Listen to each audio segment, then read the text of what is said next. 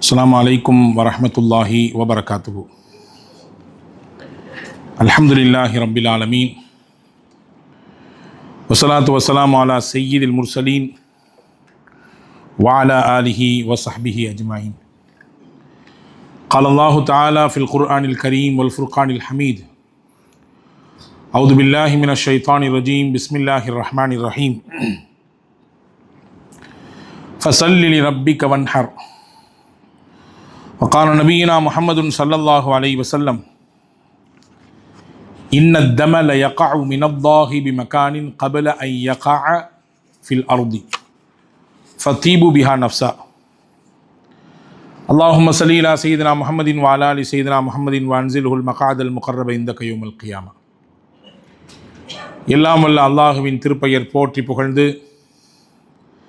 அண்ணல் முஹம்மது முஸ்தபா ரசூலுல்லாஹி ஸல்லல்லாஹு அலைஹி வஸல்லம் அவர்கள் மீது, அவர்களை பின்பற்றிய சத்திய சஹாபாக்கள், நல்லோர்கள், சுஹதாக்கள், சாலிஹீன்கள், குறிப்பாக இந்த ஜும்மாவின் அவைக்கு வருகை இருந்திருக்கிற வர இருக்கிற எல்லா மக்களின் மீதும் எல்லாம் வல்ல அல்லாஹுவின் பேரருளும் பெரும் கரிசனமும் என்றென்றும் நிறைவாக நின்று நிலவட்டுமாகுக.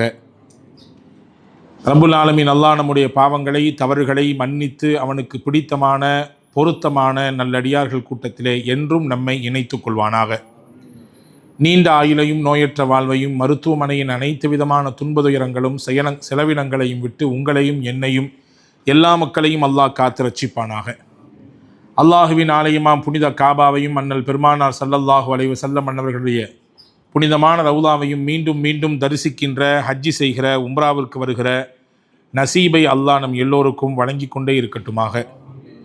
உலகை விட்டு நம் மூச்சு அடங்கும் நேரம் லா இலாஹ இல்லல்லாஹ் முஹம்மது ரசூலுல்லாஹ் என்ற கலிமாவை சொல்லி நமக்கான சொர்க்கத்தின் இடத்தை இங்கிருந்து கண்ட வண்ணம் திருப்தியோடு அல்லாஹுவின் திருப்பொருத்தத்தோடு உடலை விட்டு உயிர் பிரிவதற்கு அல்லாஹ் நம் யாவருக்கும் தௌஃபீக் செய்வானாக. ஆமீன் யா ரப்பல் ஆலமீன். கண்ணியத்திற்கும் மரியாதைக்கும் உரிய சகோதரர்களே, பாசத்திற்குரிய மூமின்களே, புனிதமான துல்ஹஜ் மாதத்தினுடைய முதல் ஜும்மாவிலே நாம் வீற்றிருக்கிறோம். சற்றேறக்குறைய உலகில் பல நாடுகளிலிருந்து, பல பாகங்களிலிருந்து இவ்வருடம் புனித யாத்திரையான ஹஜ்ஜி யாத்திரையை நிறைவு செய்வதற்காக வேண்டி சென்ற ஹாஜிகள் ஏகதேசம் தங்களுடைய ஹஜ்ஜி கடமையை நிறைவேற்றுவதற்காக வேண்டி தயார் நிலையில் இருக்கிறார்கள். நாளை இரவு அல்லது நாளை இரவின் பிந்திய நேரத்திலே மினாவை நோக்கி அவர்கள் நகர தயாராக இருக்கிறார்கள். எல்லாம் வல்ல அல்லாஹ்விடத்திலே இந்த புனிதமான நாளினுடைய பரக்கத்தை கொண்டு மன நிறைவோடும் உற்சாகத்தோடும் வேண்டிக் கொள்வோம். இவ்வாண்டு ஹஜ்ஜிக்கு சென்ற எல்லா மக்களின் ஹஜ்ஜையும் அல்லாஹ் அங்கீகரித்து மப்ரூராக, மக்பூலாக ஆக்கி வைக்கட்டுமாக. கண்ணியமான சகோதரர்களே, துல்ஹஜ்ஜின் முதல் 10 நாட்கள் ரொம்பவும் முக்கியத்துவம் வாய்ந்த நாட்கள். அல்லாஹுவினால் அங்கீகரிக்கப்பட்ட நாட்களிலே முக்கியமான நாட்கள். அல்லாஹுவின் அருள் வேதம் அதை உறுதிப்படுத்துகிறது. வலையாலில் ஆஷிர், 10 இரவுகளின் மீது சத்தியம் என்று அல்லாஹ் ஒரு மகத்தான, அவனிடத்தில் கண்ணியமான இரவுகளாக இருக்கக்கூடிய அந்த 10 இரவை முன்வைத்து அதிலே சத்தியம் செய்து சொல்வதிலிருந்து அறிஞர் பெருமக்கள் அந்த 10ம் இந்த துல்ஹஜ்ஜினுடைய முதல் 10 நாட்கள் தான் என்று நமக்கு உறுதிப்படுத்துகிறார்கள். எனவே அந்த நாட்களில் இருக்கிறோம். அந்த நாட்களினுடைய ஒரு ஜும்மாவிலே நாம் வீற்றிருக்கிறோம். எதிர்வரக்கூடிய 2 முக்கியமான விஷயங்களை நாம் இந்த ஜும்மாவின் உரையின் ஊடாக உங்களுடைய கவனத்திற்கு தர இருக்கிறோம். முதல் விஷயம், இந்த 10 நாளுமே நோன்பு வைப்பதற்கு மிகவும் தகுதிமிக்க நாட்கள். ரசூலுல்லாஹி ஸல்லல்லாஹு அலைஹி வஸல்லம் ஹதீதுகளிலே வந்திருக்கிறது, துல்ஹஜ் மாதத்தினுடைய 1வது பிறையிலிருந்து 9வது பிறை வரை நோன்பு இருந்திருக்கிறார்கள். தொடர்ச்சியாக நோன்பு இருந்திருக்கிறார்கள். இந்த 9 நாட்களுமே அதிகமான நோன்புக்கும் அதிகமான நல்ல வணக்க வழிபாடுகளுக்கும் அல்லாஹ்விடத்தில் எடுத்து காட்டப்பட்டு அல்லாஹ்விற்கு பிடித்தமான அமலாக அல்லாஹ்விடத்தில் அங்கீகரிக்கப்படுவதற்கான நாட்களாக இதை நமக்கு இஸ்லாம் வரையறுத்து தந்திருக்கிறது. அதிலும் முக்கியமாக இந்த 10 நாளில் 9வது நாளாக இருக்கக்கூடிய அரஃபாவுடைய தினம். அரஃபாவுடைய தினம் எது என்பதிலே பல்வேறு குழப்பங்கள் இன்றைக்கு சமூக வலைதளங்களிலே ஓடிக்கொண்டிருக்கிறது. இஸ்லாமிய மக்களிடத்திலே பிரபலமாக அது பேசுபொருளாகவும் மாறியிருக்கிறது. ஒன்றை மட்டும் நீங்கள் தெளிவாக புரிந்து கொள்ளுங்கள்.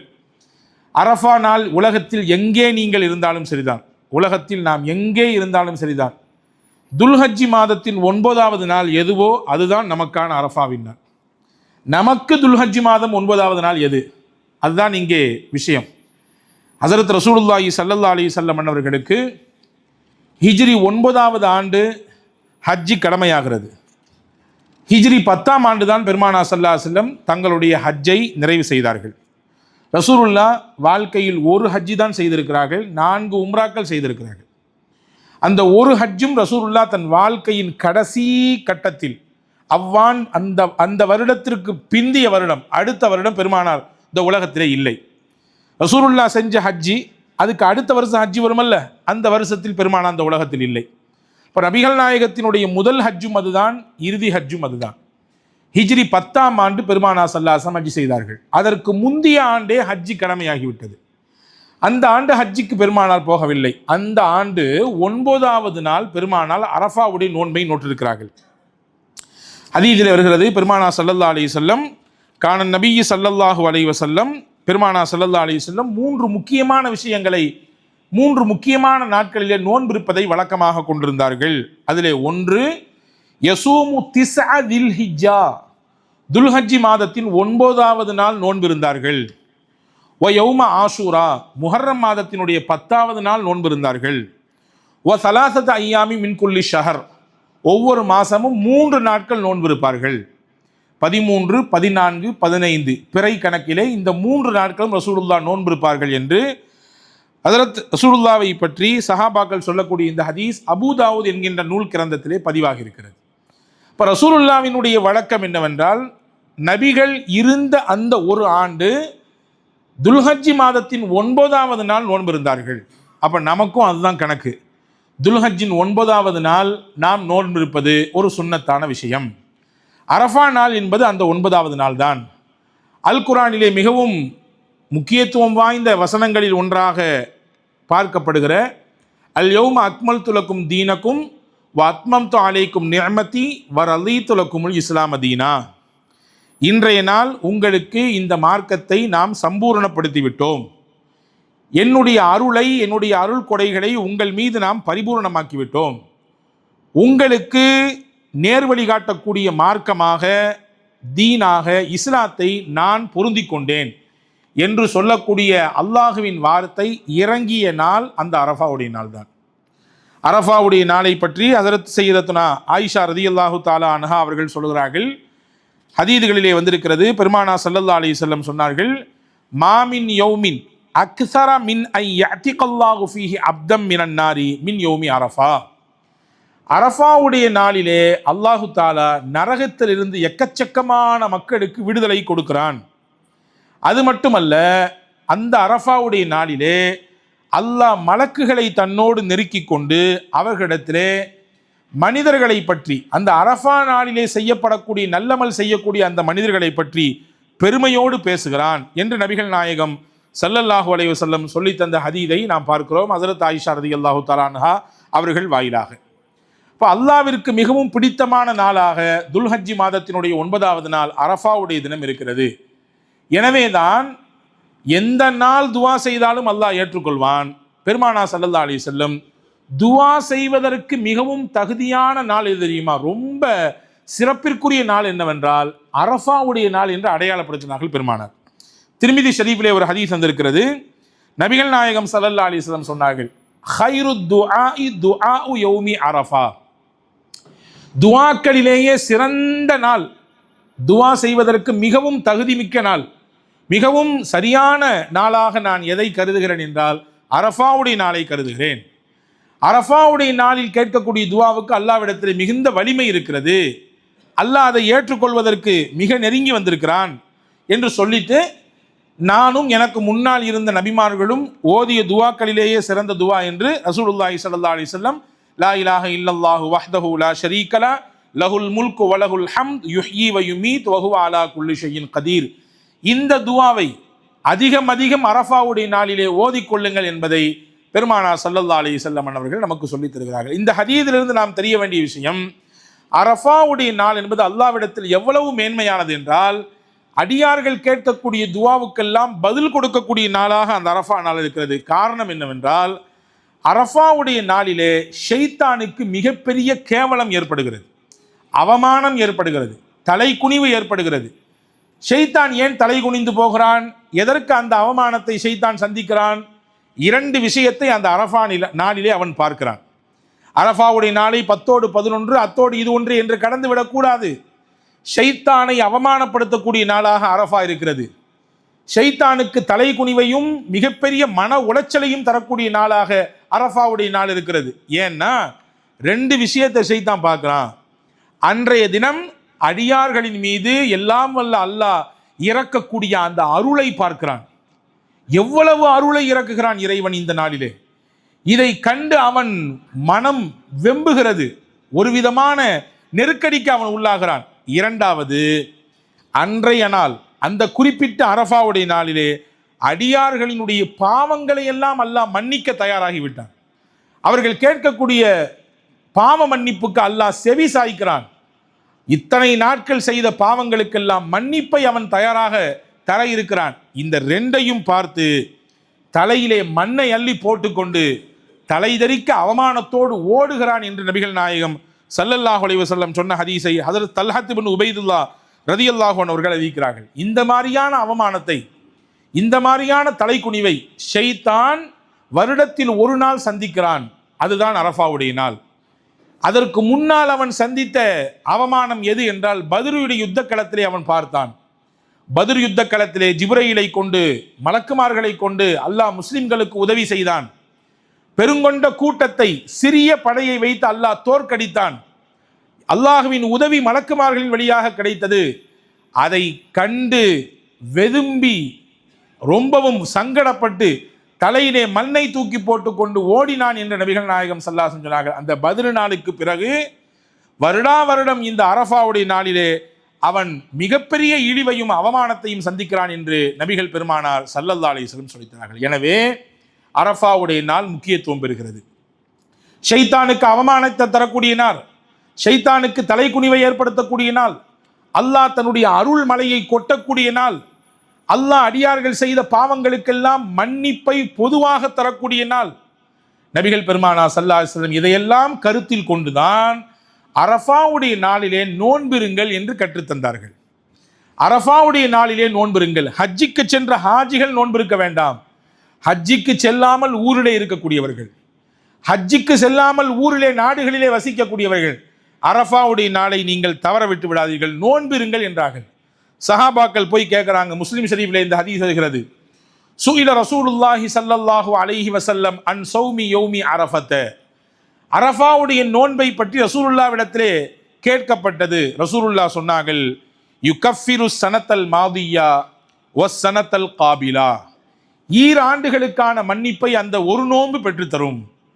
கடந்துவிட்ட ஒரு வருடம், பின்னால் வரக்கூடிய ஒரு வருடம், இந்த வருடங்களிலே நடைபெறுகிற பாவங்களுக்கான மன்னிப்பாக, பிராய்ச்சித்தமாக அல்லாஹ் இந்த அரஃபாவுடைய நோன்பை வைத்திருக்கிறான் என்று நபிகள் பெருமானார் ஸல்லல்லாஹு அலைஹி வஸல்லம் அவர்கள் நமக்கு கற்றுத்தருகிறார்கள். ஆக முதல் விஷயமாக உங்கள் கவனத்திலே நான் வைப்பது, அரஃபாவுடைய நோன்பை குடும்பத்துடன் நோக்க வேண்டும்.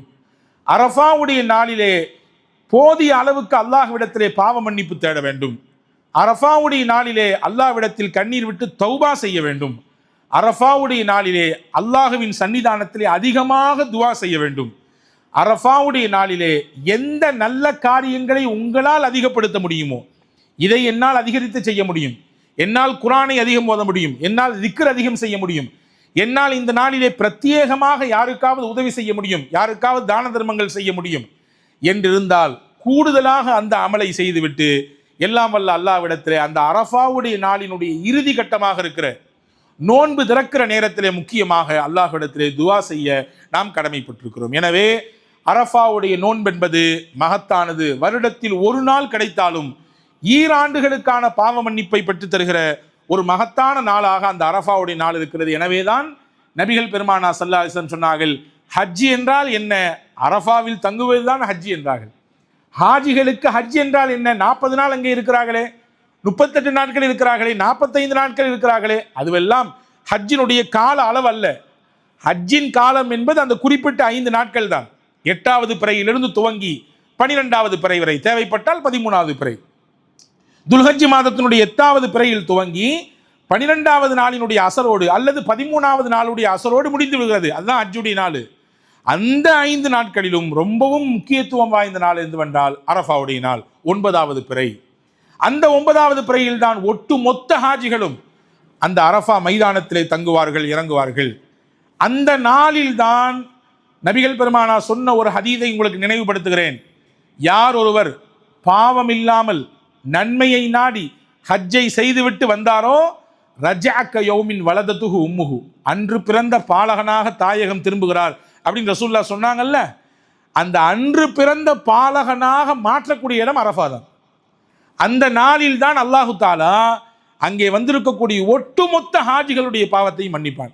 இமாம் கஸ்ஸாலி ரஹ்மத்துல்லாஹி எழுதுறாங்க, அந்த அரஃபாவுடைய நாளில் ஒருத்தர் நினைக்கிறாரு, அரஃபாவில் போய் உட்கார்ந்துட்டு நான் எம்புட்டு பாவம் பண்ணியிருக்கேன் தெரியுமா, நான் எவ்வளவு தப்பு பண்ணியிருக்கேன் தெரியுமா, எவ்வளவு மோசடி என்னுடைய வாழ்க்கையில் நடந்து போச்சு தெரியுங்களா, என்னையெல்லாம் அல்லாஹ் மன்னிப்பானா அப்படின்னு ஒரு கேள்விக்கணையோடு அரஃபாவிலே இருந்தால் அவரை விட பெரிய பாவி வேற யாரும் இல்லை.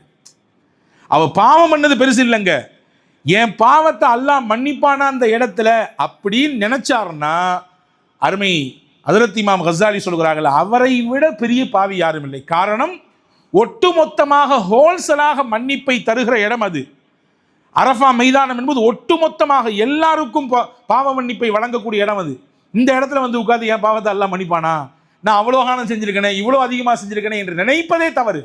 அப்படி எண்ணப்பாடு வருவதே தவறு என்பதை ஹஜ்ரத் இமாம் கஸ்ஸாலி ரஹ்மத்துல்லாஹி சொல்றாங்க. எனவே அன்பான சகோதரர்களே, நாம் நியத் வைக்க வேண்டும், அந்த அரஃபாவில் போய் உட்கார்ந்து அல்லாஹ்விடத்திலே பாவ மன்னிப்பு தேட வேண்டும், அந்த அரஃபாவிலிருந்து தேட வேண்டும்.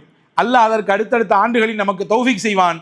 இவ்வாண்டு இந்த வருடத்தினுடைய இந்த துல்ஹஜ்ஜிலே நமக்கு கிடைக்க இருக்கக்கூடிய அரஃபாவுடைய நாளை, 9வது நாளை நோன்பிருந்து நல் வணக்க வழிபாடுகள் செய்து அல்லாஹ்விடத்தில் அதிகமாக தௌபா இஸ்திக்பார்கள் செய்து பாவ மன்னிப்பு கேட்டு துஆ செய்து அந்த நாளை பயனுள்ளதாக ஆக்கிக் கொள்ள வேண்டும். இது முதல் விஷயம்.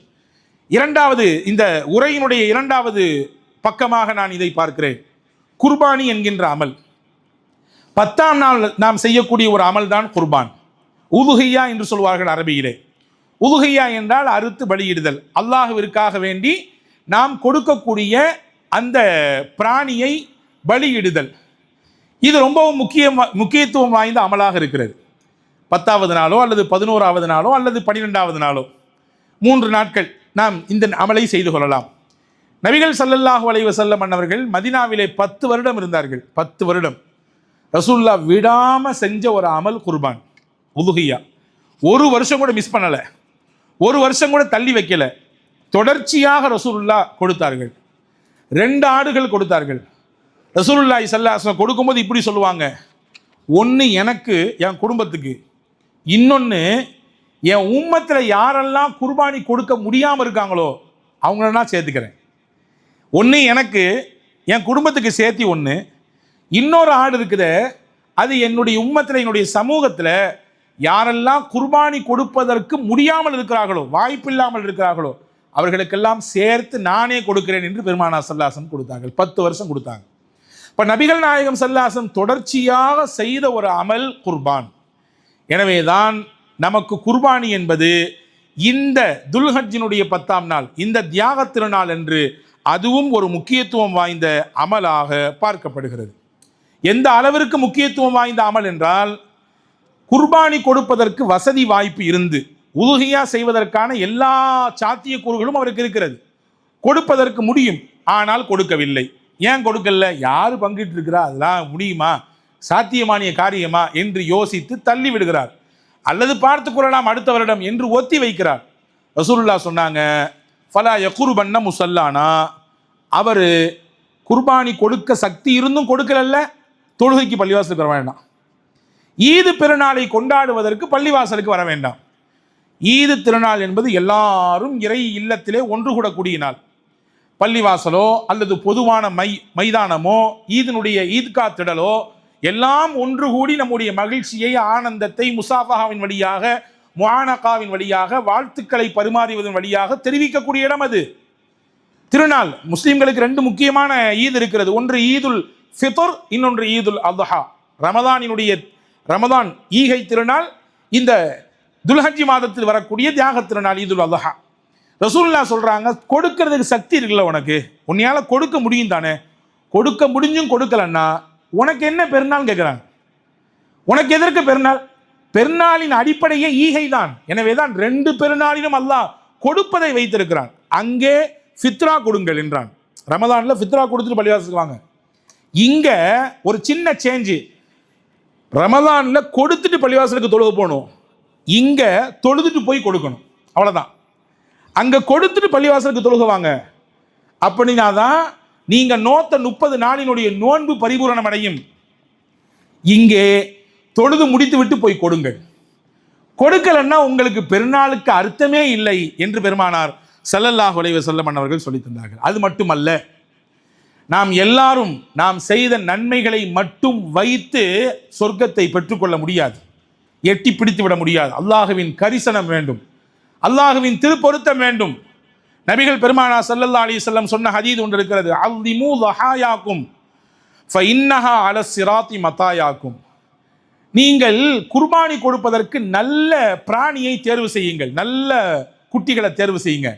நீங்கள் ஆடு கொடுப்பதாக இருந்தாலும் சரிதான், இதர பிராணிகளை கொடுப்பதாக இருந்தாலும் சரிதான், மாடோ ஒட்டகமோ அதில் நீங்கள் ஷேரில் சேர்ந்து கொண்டாலும் சரிதான், கொடுக்கப்படக்கூடிய பிராணி நல்ல கொழுத்ததாக, நல்ல பார்ப்பதற்கு கண் குளிர்ச்சியாக இருப்பதை போன்று நீங்கள் தேர்வு செய்யுங்க. ஏன் தெரியுமா? ஏன் அப்படி தேர்வு செய்ய சொல்ற தெரியுமா? சிராத்துல் முஸ்தகீமை கடப்பதற்கு அந்த பிராணி தான் உங்களுக்கு வாகனமாக இருக்கும். நீங்கள் அதில் ஏறித்தான் சிராத்துல் முஸ்தகீம் என்கின்ற பாலத்தை கடந்து சொர்க்கத்திற்குள் செல்ல போகிறீர்கள். எனவே நீங்கள் கொடுக்கக்கூடிய உதுகியாவுக்கும் சொர்க்கத்துக்கும் சம்பந்தம் இருக்குன்றாங்க ரசூலுல்லாஹ். நீங்க கொடுக்கக்கூடிய உதுகியா பிராணிக்கும் நாளை சொர்க்கத்தில் அதனுடைய சந்தோஷத்தை அடைவதற்குமான தொடர்பு இருக்குது.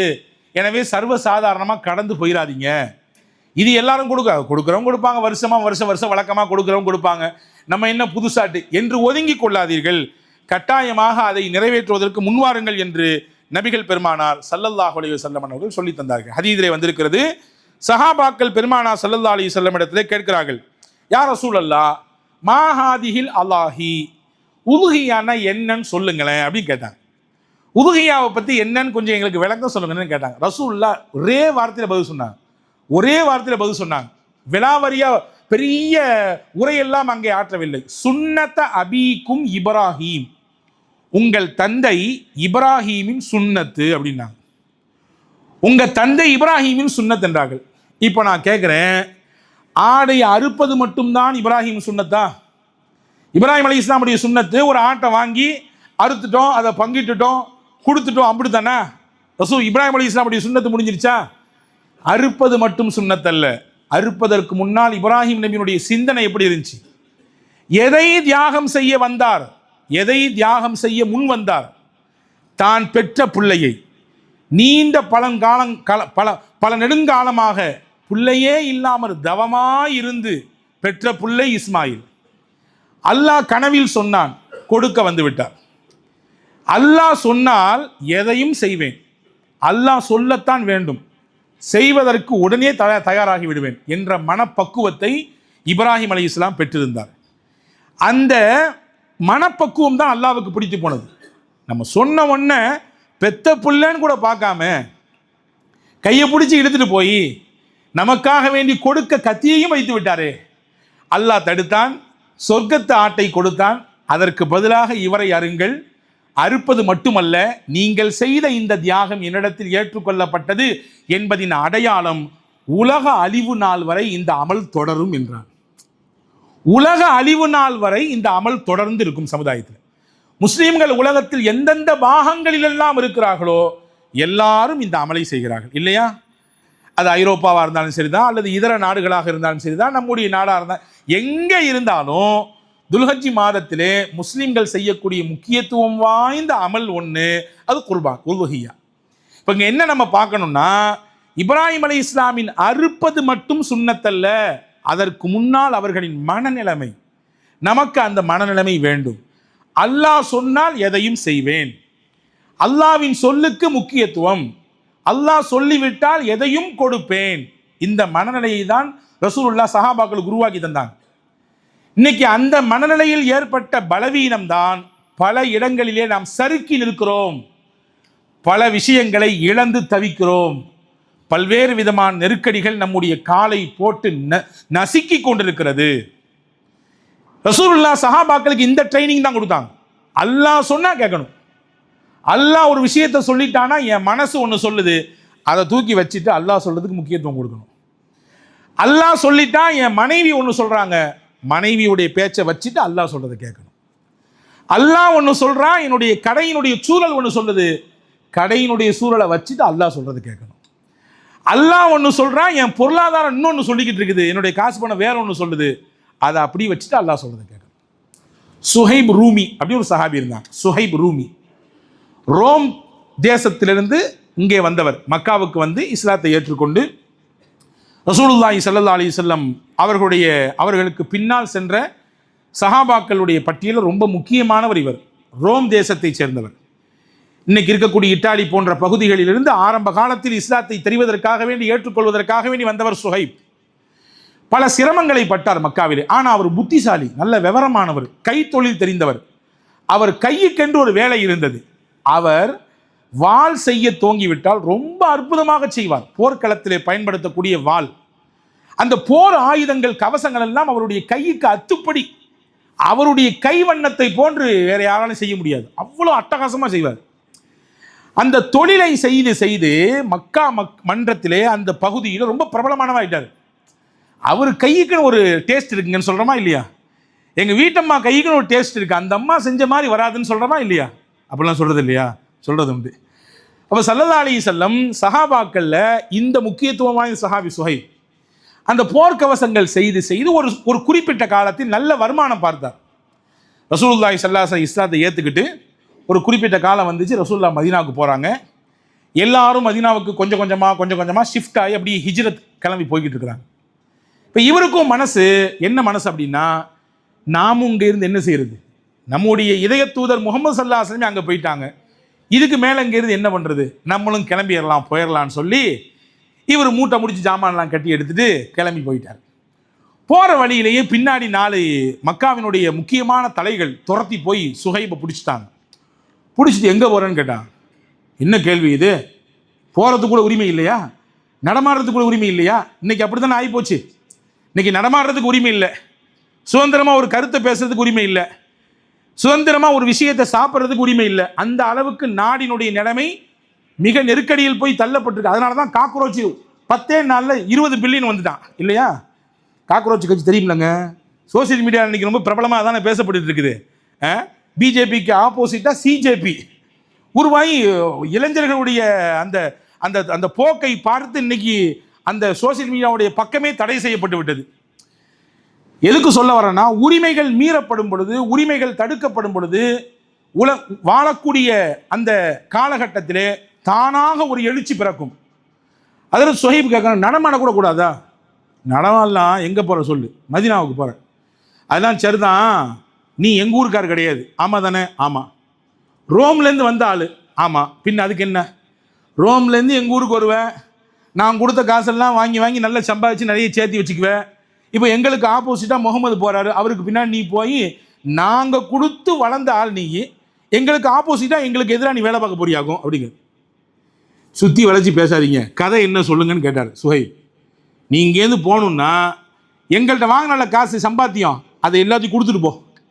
எம்பிட்டு சம்பாதிச்சு அந்த ஊரில் இருந்து எவ்வளோ சொத்து பத்து வாங்கினியோ எல்லாத்தையும் எடுத்து வச்சுட்டு போ. நீ போகிறதில் தடை செய்ய மாட்டோம். எங்கள் ஊருக்கு வந்து சம்பாதிச்ச, எங்கள் ஊர் தான் உனக்கு சாப்பாடு போட்டுச்சு, எங்கள் ஊர் காசை தான் நீ உழைப்பு இருக்கு, அதெல்லாம் மாற்றுக்கிறது இல்லை. ஆனாலும் நீ உயர்ந்து நிற்கிறது எல்லாமே எங்கே காசாச்சு? இப்படி தான் விஷயமா? ஆமாம். ஒன்றும் இல்லை, என் வீடு இருக்குல்ல. ஆமாம் இருக்குது. அந்த வீட்டில் பிற்பகுதியில் ஒரு மரம் இருக்குது. சரி, அந்த மரத்துக்கு கீழே ஒரு சின்ன ஒரு இடம் இருக்குது. அந்த இடத்த நல்லா தோண்டுங்க, தோண்டி பாருங்கள், உள்ளே நான் இதனால் வரையும் சேர்த்து வச்ச காசெல்லாம் உள்ள புதையெல்லாம் வச்சுருக்கேன், எடுத்துக்கங்க போங்க அப்படின்னு. இவங்க எல்லாம் கேட்டுட்டு வேக வேகமாக ஊட்ட போக்க நடக்கிறான்.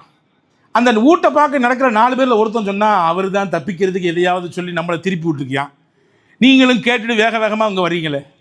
அதில் இன்னொருத்தர் சொன்னாராம், அந்த 4 பேரில், அப்படிலாம் சொல்லாத, முகம்மது மட்டும் பொய் சொல்ல மாட்டான்னு நினைக்கிறியா? முகம்மதை ஃபாலோ பண்ணக்கூடிய யாரும் பொய் சொல்ல மாட்டாங்க. முகமதை ஃபாலோ பண்ணுற யாரும் பொய் சொல்ல மாட்டாங்க, வாங்க தேடி பார்ப்போம்னு சொல்லி தேடி பார்த்தாங்க. அப்படி அவர் சொன்ன அந்த இடத்திலேயே அவர் சொன்ன மாதிரியே ஒரு பெரிய பெட்டிக்குள்ளே அவர் சேர்த்து வைத்த காசுகள், தங்க நகைகள் எல்லாம் இருந்தது, எடுத்துக்கொண்டார்கள். இங்கே நான் சொல்ல வரக்கூடிய செய்தி, சுஹைப் ரலியல்லாஹு அன்ஹு ஒட்டு மொத்தத்தையும் இழந்துவிட்டு தன்னந்தனியாக வெறும் கையோடு மதீனாவுக்கு போனார். ரசூலுல்லாஹ் அவருக்கு கொடுத்த பட்டம் என்ன தெரியுமா? அந்த செய்தியை ஃபுல்லாக வஹீயின் மூலமாக ரசூலுல்லாஹ் அங்கே சொல்லிட்டான், அல்லாஹ் இப்படி இப்படி இப்படி இப்படி சமாச்சாரம் அப்படின்னு. ரசூலுல்லாஹ் அவரை பார்த்தவொன்னு சொன்னாங்க, ரபிஹ, அல்லாஹ் உங்களுடைய வியாபாரத்தை பரக்கத் செஞ்சுட்டான், நல்ல வியாபாரம், உங்களுக்கு கடுமையான லாபம் இருக்குது, உங்களுக்கு லாபமா, எங்க லாபம் அப்படின்னு அங்கே தேடலை. ரசூலுல்லாஹ் சொன்னாங்க, இந்த லாபத்தை அல்லாஹ் ஆகிரத்தில் தருவான். நீங்க கொடுத்தீங்கல்ல, மொத்தத்தையும் கொடுத்தீங்கல்ல, நான் என்னுடைய வழியை நீங்க விடுங்க, நான் போறது தூய்மையான நோக்கம், அல்லாஹ்வின் ரசூலை போய் அடைய போகிறேன், இந்த வழியை தடுக்காதீங்க, இந்த தடுத்தா இதுக்கு நான் என்ன விலை கொடுக்கணும், நீ சம்பாதிச்சதெல்லாம் கொடுக்கணும், கொடுத்துட்டு போறேன், அது பெரிய விஷயமே கிடையாது, எனக்கு அல்லாஹ்வின் ரசூலும் அல்லாஹ்வினுடைய உத்தரமே வேணும் என்று சொல்லிவிட்டு போனார். இந்த மனநிலைமை யாருக்கு வரும்? ஏங்க, அது நாள் வரை உழைச்சது, சம்பாதிச்சது, வேர்வை சிந்தனது, அம்புட்டு கஷ்டம். ஒரு பற்றையில் உட்கார்ந்து வேலை பார்க்கறது சாதாரண காரியமா? ஒரு பற்றையில் உட்கார்ந்து இரும்பை உருக்கிறது அல்லது அந்த இரும்பை மாத்துறது, ஒடிக்கிறது சாதாரண விஷயமா? வெரி ஹார்ட் ஒர்க், ரொம்ப கடினமான பணி அது. அந்த பணியை செய்து உழைத்து சம்பாதித்தவர் மொத்தத்தையும் அல்லாஹ்விற்காக கொடுக்கிறார். இந்த மனநிலைமை எப்படி அவருக்கு வந்ததென்றால், அருமை நாயகம் முஹம்மது ரசூலுல்லாஹி ஸல்லல்லாஹு அலைஹி வஸல்லம் உருவாக்கின விதம் அது. அல்லாஹ் சொன்னா எல்லாத்தையும் கொடுக்கணும், அல்லாஹ் சொன்னா அதை கேட்கணும் அப்படின்ற உயர்ந்த பண்பை இந்த உதுகியா நமக்கு கற்றுத்தருது. அதான் பெரிய பாடம். நாம உதுகியா கொடுக்கும் பொழுது அந்த சிந்தனை வர வேண்டும், அந்த இறைச்சியை வாங்கும் பொழுது அந்த சிந்தனை வர வேண்டும், அதற்காக வேண்டி முயற்சி மேற்கொள்ளும் பொழுது அந்த சிந்தனை வர வேண்டும். யா அல்லாஹ், இப்ராஹிம் நபிக்கு இருந்த சிந்தனை எனக்கும் வர வேண்டும், அதற்காக வேண்டிதான் இந்த பிராணியை நான் கொடுக்கிறேன். இன்னைக்கு கடமையாக மாறிவிட்டது அன்பர்களே, வருத்தப்பட வேண்டிய விஷயம் தான், சொல்லித்தானே ஆக வேண்டும். சில விஷயம் கசப்பாக தான் இருக்கும், இருந்தாலும் பேசுறதை பேசித்தான் ஆகணும். இந்தா புடி காசு, எங்கேயாவது கொடுத்துரு, இங்கே கொடுத்தா எவ்வளவு, இங்கே கொடுத்தா 5000 ரூபாய், சரி அப்போ ராஜஸ்தானில் கொடுத்தா அங்கே 1500 அப்போ அதை போடு, இங்கே கொடுத்தா 5500, அங்கே 1500, அப்போ 6 பேர் சேர்ந்து கொடுத்துடலாம், கொடுத்துருங்க. அங்கே சம்பிரதாயமாக இன்று குர்பானி மாறிவிட்டதோ என்ற அச்சப்பாடு இருக்கிறது. அது சம்பிரதாயம் அல்ல, அந்த குர்பானி என்பது உணர்வோடு கலந்த விஷயம், ஈமானோடு கலந்த விஷயம். எனவே தான் நீங்கள் கொடுக்கக்கூடிய பிராணியை 2 நாட்களுக்கு முன்னால் வாய்ப்பு இருந்தால் பிடித்து வளருங்கள், அதற்கு சாப்பாடு கொடுங்கள், அதற்கு புல் கொடுங்கள், அதை வளருங்கள். யார் ரசூலுல்லாஹ் இதனால என்ன கிடைக்குன்னு கேட்டாங்க ரசூலுல்லாஹ். சஹாபாக்கள், ஒவ்வொரு முடிக்கும் நன்மை உண்டு நாங்கள் ரசூலுல்லாஹ், ஒவ்வொரு முடிக்கும் நன்மை. அந்த ஆட்டில இருக்கக்கூடிய ரோமங்கள் எத்தனை, அத்தனை நன்மை அல்லாஹ் உங்களுக்கு தருவான். அதுல ஏக்கம் கொண்டதுனால தான் சஹாபாக்கள் எப்படி கொடுத்தாங்கன்னா, அப்படி கொழுத்து நிற்கக்கூடிய ஆட்டை போய் பார்த்தார்கள். இன்னைக்கு நம்ம போகும்போதே பேசுறோம், பேரம் பேசுறது தப்பு இல்லை, ரொம்ப கம்மியா எங்க கிடைக்கும் அதை போய் கொஞ்சம் குறையா இருந்தாலும் வாங்கிட்டு வந்துடணும். அங்கே குறை முன்னிலைப்படுத்தப்படக்கூடாது. எப்படி இருக்கிறது பார்வை தோற்றம், அதனுடைய அமைப்பு எப்படி இருக்குது, நாளைக்கு நான் பயணப்படணும், இதுல நான் தான் ஏறி சொர்க்கத்துக்கு போக போறேன், அப்ப என்னுடைய வாகனத்தை எவ்வளவு சரியான முறையில் தேர்வு செய்யணும், இங்க லோக்கல்ல ஓட்டுறதுக்கு எவ்வளவு சரியான முறையில் வாகனத்தை வச்சுக்கிறோம், எத்தனை சர்வீஸ் கொண்டு போய் விடுறோம், ஃபேமிலியை கூட்டு ஒரு ட்ரிப்பு போகிறோம் வெளியூருக்கு, போகிறதுக்கு முன்னாடி கார் போய் சர்வீஸ் விட்டு ஏதாவது விஷயம் ஏதாவது முன்ன பின்ன இருக்கா எல்லாத்தையும் சரி செஞ்சுருங்க. ஏன்னா நீண்ட தூரம் பயணப்பட போகிறோம், இடையில எங்கேயா நின்றக்கூடாது. பார்க்குறோமா இல்லையா? சொர்க்கத்திற்கான வாகனம் என்றார்கள் பெருமானா ஸல்லல்லாஹு அலைஹி வஸல்லம். அதை நாம் எவ்வாறு தேர்வு செய்ய வேண்டும், எப்படி உளமுருகி அந்த அமலை செய்ய வேண்டும், எப்படி ஈமான் கலந்த எண்ணத்தோடு அந்த அமலை நிறைவேற்ற வேண்டும் என்பதை நபிகள் பெருமானா ஸல்லல்லாஹு அலைஹி வஸல்லம் ரொம்ப அருமையாக கற்றுத்தருகிறார்கள். எனவே அப்படிப்பட்ட மகத்தான அமலை செய்வதற்கான நாள் தான் துல்ஹஜ்ஜி மாதத்தினுடைய 10ஆம் நாள் யௌமுன் நஹர். அந்த நாளிலே இன்ஷா அல்லாஹ் இந்த எண்ணத்தோடு, இந்த தியாக மனப்பான்மையோடு, இந்த ஈமானிய நல் உணர்வோடு அந்த அமலை செய்ய வேண்டும். எல்லாம் வல்ல அல்லாஹ் அப்படிப்பட்ட சிறந்த சிந்தனையோடு நல்லமல் செய்கிற நசீபை உங்களுக்கும் எனக்கும் எல்லா மக்களுக்கும் வழங்கி அருளட்டுமாக. ஆமீன். பிஹக்கி சையதுனா முஹம்மதின் வாலிஹி வஸ்ஹாபி அஜ்மஈன். வாஹிரு தாவானா அனில் ஹம்துலில்லாஹி ரப்பில் ஆலமீன். அஸ்ஸலாமு அலைக்கும் வரஹ்மத்துல்லாஹி வபரகாத்துஹு.